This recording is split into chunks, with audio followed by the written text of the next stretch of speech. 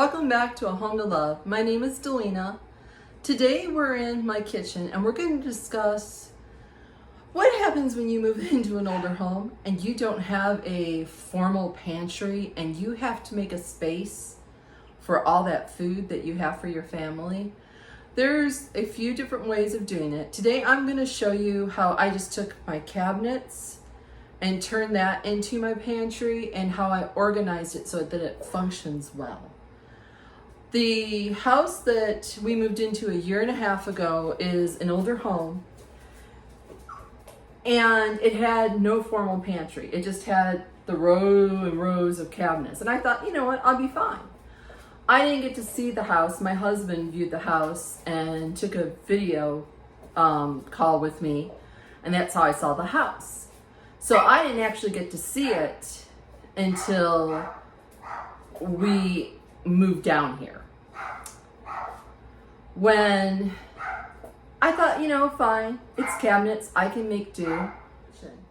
Problem came with their older cabinets. These are much, let me see if I can get you a little bit. Okay. They are much shallower than your standard cabinet. These shelves also do not move. So a bottle of syrup, a cereal box, none of that will fit in these cabinets. Certain organizational things will not fit in this cabinet. So I had to get really creative when I decided that I was going to organize this. So what I did is I measured out the depth of the cabinet, and it was like 10, 11 inches. It was not very deep. So I knew that I had to be careful with the organizational, like Lazy Susan's bins had to only be a 10-inch depth in order to fit into the cabinet. Now, here's the thing. If your pantry is not organized, you are buying multiples of things that you may already have. You don't know what you have in the pantry if it's a mess. So I highly recommend that you go through and you really organize it. I have mine in categories, and I'm gonna flip my camera around and then I'm gonna show you each cabinet and what's in that cabinet. So this first cabinet is down by my deep freeze. This is where I keep all my canned goods. Now my canned goods are organized, stacked, and in the same category. The next one up is all my rice.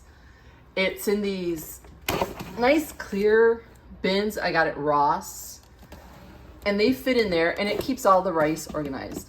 The top is a Lazy Susan, a small 10-inch Lazy Susan with some of my baking goods. All my baking stuff is on that top shelf because I don't access it every day. Then we'll move over. It's one large cabinet, so there's no dividers. Again, more canned goods. Some more of those little plastic clear containers that contain my rice, my potatoes, my side dishes. Some more baking stuff, all my Jell-O and my miscellaneous baking things. Another bin that contains all my cake box mixes and things of that nature. Here's all my pasta. And then below it, you'll see that I have also the pasta sauce. Here's usually where the Alfredo sauce goes. Peanut butter and jelly. Sandwich or multiple like ravioli, things of that nature would go in this cabinet. Ramen, anything that's like lunch related is in this one. Same thing here, crackers of all different kinds. Some Dollar Tree canisters that contain all of my baking stuff, all the nuts, chocolate chips, all those things. And then this one has miscellaneous sauces on a turntable. Some bins from Dollar Tree that contain, like, again, miscellaneous. More baking goods. And then the last container, this is where my potatoes and things will go. Snacks. And again, the baking stuff. So I have 1, 2, 3, 4, 5, 6 supposedly cabinets on the upper, and that's where all of my food is stored. That's how it was for the longest time, and then I had to use some of the lower cabinets for cereal until we decided to install the tall pantry cabinet over here and the coffee bar cabinet. If you hear some noises, it's Jasper and the new puppy playing. So they play hard together. So here's where I've got, that's all my breakfast stuff, the syrups, muffin mixes, oatmeal, Pop-Tarts. Here's where all the cereal goes. And the lower bin is where we keep all of the chips, bread. The containers are leftover cornbread and leftover cinnamon rolls that we had the other morning. This drawer contains all of my kid toddler bottles and plates and silverware. And then the very bottom, my son built this pull-out drawer for all of my baking goods. My sugar, my flour, and the bottom is overflow. I think I'm going to have him build another shelf. That is my new puppy. That is Maverick. Hey, Maverick. You going to turn around? No, you going to turn around? He is 8 weeks old. He's a purebred German Shepherd pup. I've got my work cut out for me. And then that's Jasper. Then over here is just extra coffee mugs, coffee, hot cocoa. Our travel mugs where the pods for the Keurig are stored. And the very bottom one is all our tea and the honey. I will even show you what I have in my lower cabinets. I know this is talking about pantry organization, but it's also, your kitchen can be pretty and not function.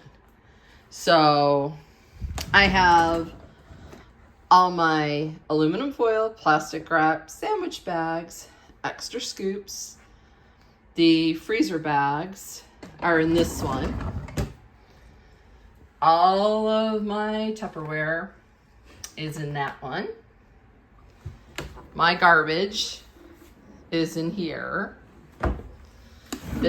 My KitchenAid mixer and my bullet mixer are all down into here.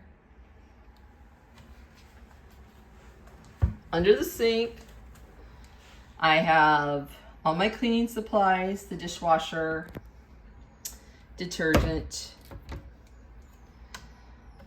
the dish towels, washcloths, an extra bin. On this one, I have all my oils and some extra stuff stored up in there. The other thing about this kitchen, oops, sorry. Sorry, that was the pup. The other thing about this kitchen is very few drawer spaces, and they're small. So this is the largest drawer, so the silverware had to go here. And this is our flavored water drawer, the flavored water additives, knives, and anything sharp goes in this one. All of my can openers, pizza cutter, lemon and lime zesters. And this is all my plastic utensils and wood utensils go in this drawer. All my wood ones are up here. Down here is the most impractical cabinet space that I have. This is one giant cabinet that opens, yet you see the tiny space? This is where all of my pots and pans go.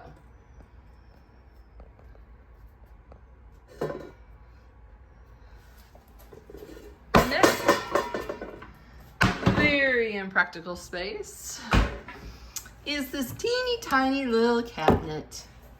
It does hold our non-cooking spray, our vanilla extract, and our cup that we use for melting butter. Above the oven is all of my baking sheets, muffin tins, all put into the dividers so they're easily, I just pull them out and go. I don't have to worry about them all being stacked up. My casserole dishes, my bread pan loaves, and then like my pie plates, cake plates, all that's under here. The cabinet above the range is just cookbooks. And I'm going to be changing out this cabinet, these cabinet doors, for one large cabinet door that pulls upward, and that's going to be in Friday's video. This cabinet, again, not designed very well. It's one of those that has like a space back in there.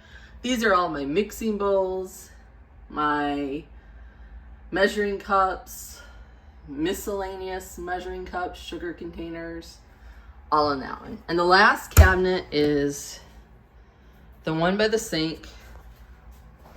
And this is where all my dishes go. And that is my whole kitchen. Now, my daughter-in-law and son have a similar laid out kitchen. They had the same issue, no pantry. So I am going to insert a photo of what they did. Now, instead of an eat-in part of the kitchen, what they did is take shelving and run it in that corner that I have my refrigerator, my pantry in, and that's where they placed all their food. The other option that you could do if you were faced with something similar is to run pantry cabinets all along that wall. Like instead of just where I put the one next to the refrigerator, you would run a series of like 3 or 4 pantry cabinets together to give you that. If you didn't have the situation where a normal refrigerator would not fit at the end of where it should have fit, and that's where we had the problem. Our refrigerator is 36 inches wide. It would not fit in that space. So that's why we moved the refrigerator to the opposite wall and then moved the deep freeze in here. So I'm gonna insert that photo, and then I'm gonna also give you another example of that pantry wall to give you ideas of what you can do when you don't have a formal pantry.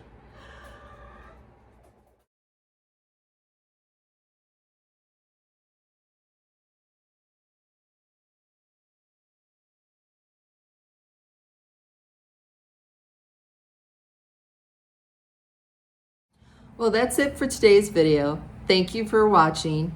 If you enjoyed this video, please consider giving it a thumbs up. It helps my channel. And if you like this kind of content, please think about subscribing and becoming part of my YouTube channel. I have lots of decorating, DIYs, organizations, videos coming up, and would love for you to be here with me. Have a great day.